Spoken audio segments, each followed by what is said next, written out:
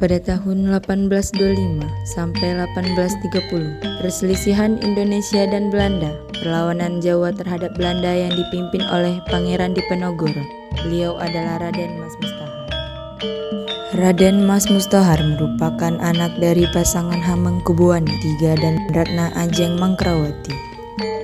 Penjajahan yang dilakukan selama bertahun-tahun oleh Belanda terhadap Indonesia, mereka menguasai segala yang ada hingga ingin menguasai kerajaan di masa itu. Seorang wanita berjalan menuju keberadaan pangeran. Dia merupakan rakyat biasa yang bertugas sebagai juru masak di sebuah kerajaan di sana. Ia bernama Kasmirah Tanjung.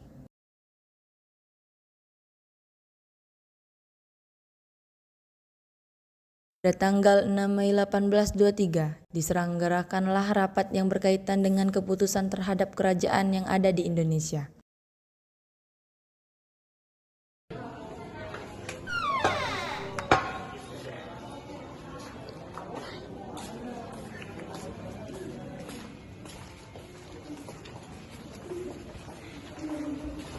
Rapat tersebut dilakukan oleh Jenderal-Jenderal Belanda dengan pimpinan Jenderal Van der Capellen, salah satu tangan kanan pimpinan tertinggi, yaitu Jenderal Van der Kolk.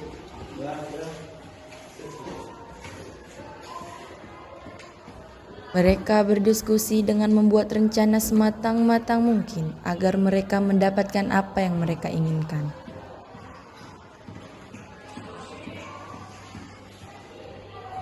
Rapat itu pun menghasilkan dekris penting dan awalan perencanaan mereka untuk mengambil alih kekuasaan terhadap kerajaan. Apakah hanya itu, Jenderal?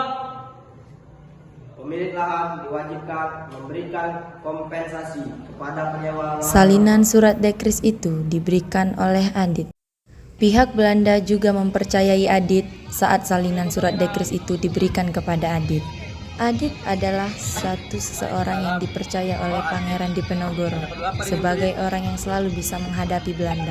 Adit pun menuju ke rumah Pangeran Diponegoro dan Pangeran Diponegoro membaca dekris tersebut. Pangeran membaca dekris itu. Ekspresinya yang mengatakan tidak setuju. Pangeran menyadari bahwa ini adalah rencana awal Belanda untuk menguasai apa yang tidak boleh dilakukan pihak Belanda. Pangeran mengambil keputusan untuk membahas hal tersebut harus ditemani oleh rekannya. Beliau adalah Pangeran Mangkubumi Tegal Rejo yang sering dipanggil sebagai Gus Rejo. Perlu saya bicarakan kepada Gus Rejo mengenai kerajaan. Wah, baiknya hal itu kita bicarakan dalam saja. Pangeran pun pergi menuju ke rumah Gus Rejo sembari membawa dekris itu. Terima kasih. Sepertinya ada yang kurang. Baiknya saya ambilkan teh di belakang. Jangan pakai pengaruh. Jangan merepotkan, Pangeran.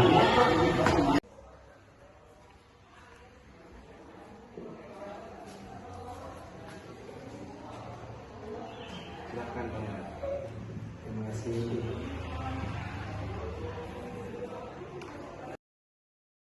Saya tetap tidak setuju Belanda ikut campur tangan dalam urusan kerajaan. Silakan diminum teh.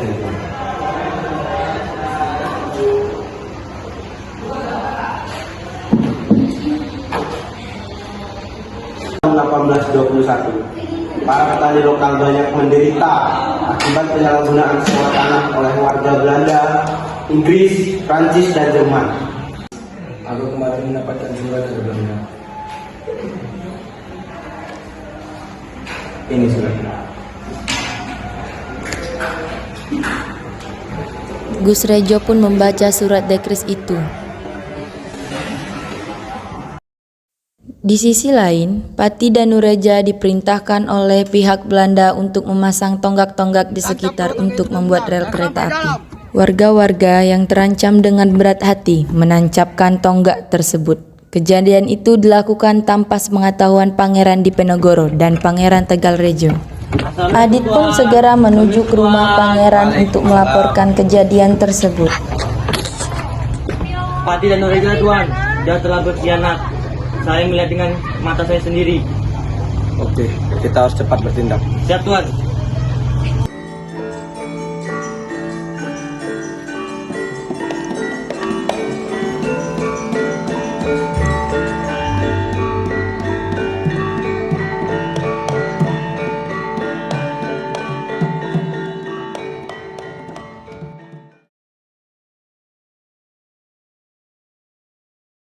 Malas, nah saya bilang, tanya teman itu benar. Kau, ya benar dikit. Maaf. Kau juga, benar. Ini apa lagi? Ini apa nih yang kuat? Yang kuat dong. Ini juga nih. 3 hari kemudian, pasukan Pangeran Penogoro yaitu prajurit Laskar Indonesia merampas markas Pati dan gereja dan melawan pasukan mereka. Pasukan pun berlarian untuk mundur dan kembali ke kediaman pangeran. Lari! Dapur kerajaan.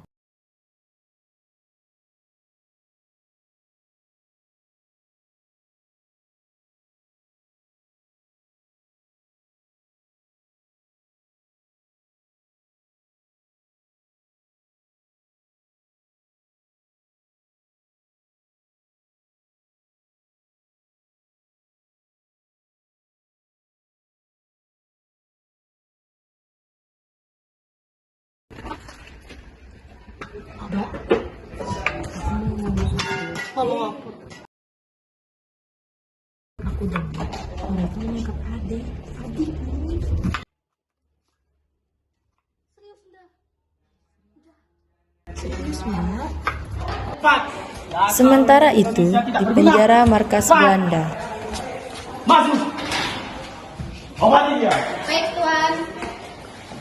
Ade Karsa atau sering disapa Ade yang saat itu berada di penjara Belanda, dia sedang diobati oleh suster bernama Jenny Betri. Setelah saya kasih obat, Anda tidur dan istirahat ya. Terima kasih. Sama-sama. Pada waktu Jane. Terima kasih, Jane.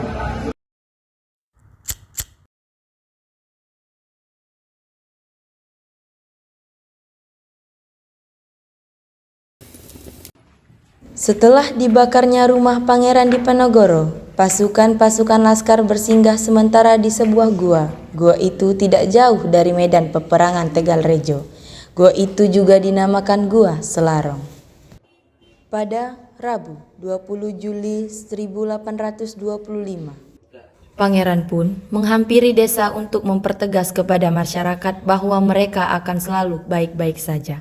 Pangeran mengumpulkan masyarakat sebagai kegiatannya setiap minggu untuk memberikan pimpinan.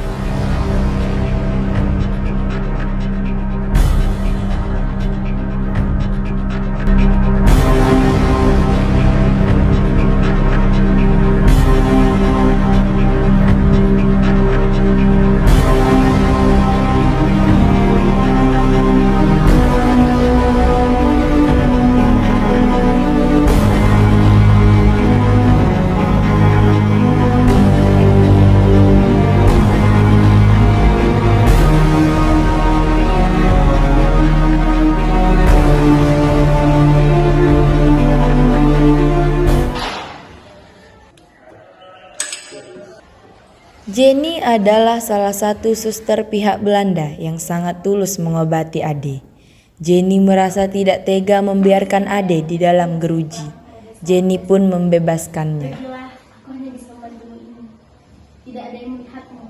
Semua penjaga sedang merayakan pesta dan hanya ada satu penjaga di depan dan dia sedang tidur. Pergilah, Ade. Bagaimana dengan Bunda? Tidak usah khawatirkan aku, Ade. Pergilah. Baiklah, Jane.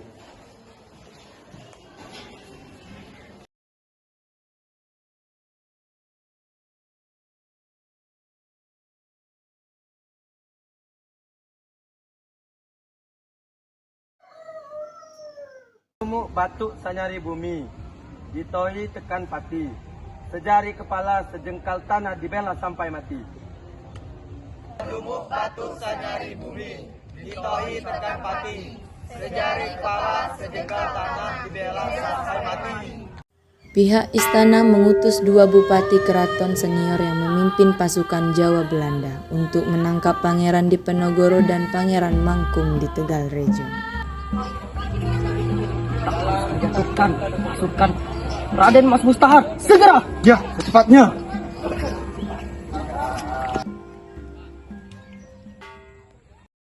Ade pun lolos dari markas terdekat dan lari menuju ke pemukiman daerah Tegalrejo, yang dimana di sana ia bertemu rekannya yaitu Aji Sudrajat.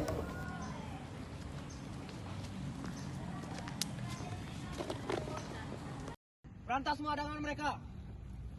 Sini daganganmu. Dagangan keluarga kami. Berikan. Tidak. Berikan. Berikan. Pada tahun 1827, Belanda melakukan penyerangan terhadap pasukan Laskar dengan menggunakan sistem banteng, sehingga pasukan Laskar pun terjepit.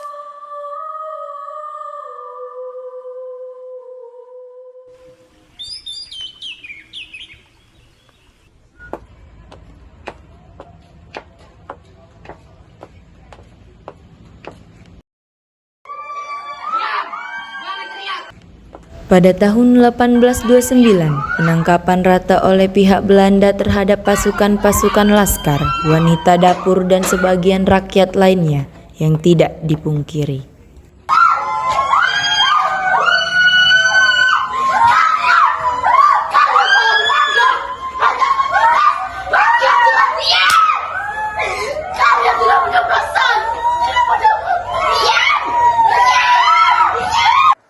Pada tahun 1930, keadaan mulai membaik, namun sebagian pasukan dan warga ditahan dalam benteng Belanda.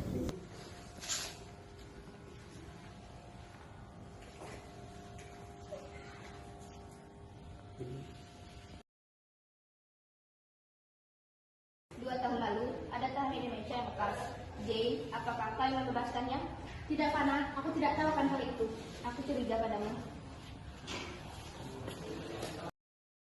Adit yang telah menjadi pihak Belanda berusaha mencari persembunyian pangeran.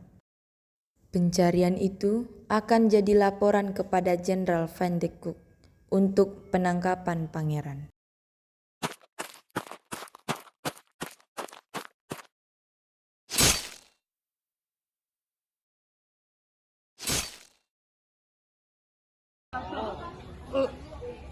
Katakan kepada bosmu, lepaskan pasukan Laskar. Jenderal pun telah mendapatkan pesan dari Adit dan segera membuat surat kepada pangeran. Surat itu berisi perjanjian yang dimana pasukan Laskar, rakyat, wanita dapur dibebaskan tanpa terkecuali.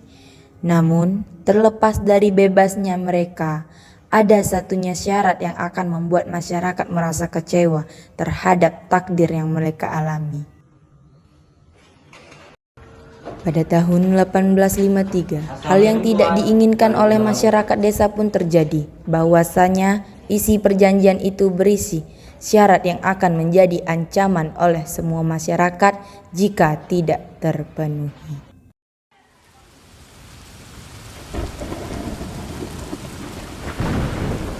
Isi surat perjanjian itu adalah, Jenderal,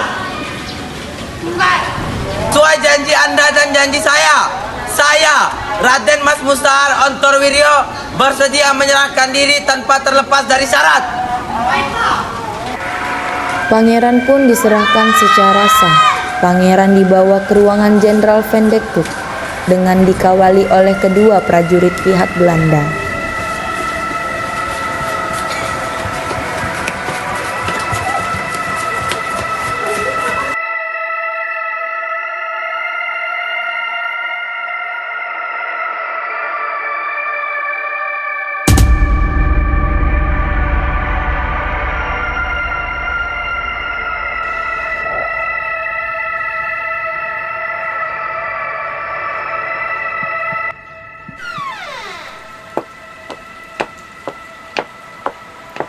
Jenderal, pangeran telah sampai.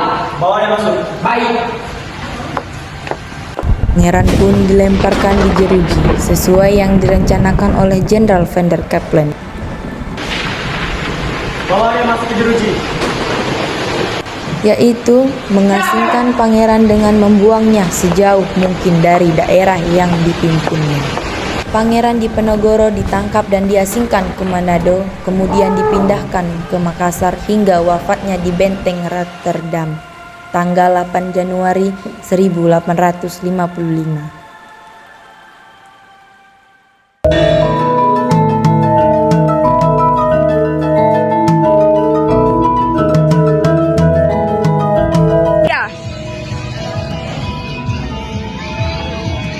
Assalamualaikum Pangeran.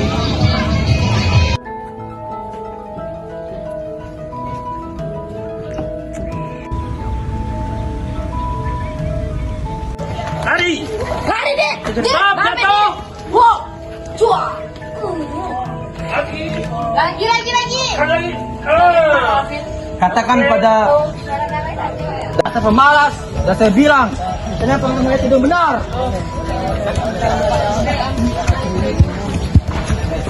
Lu, ini kok lu yo?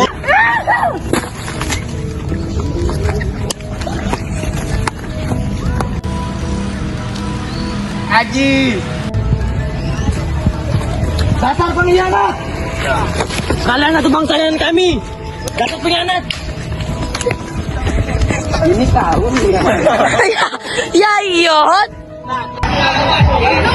Lu, gimana tuh?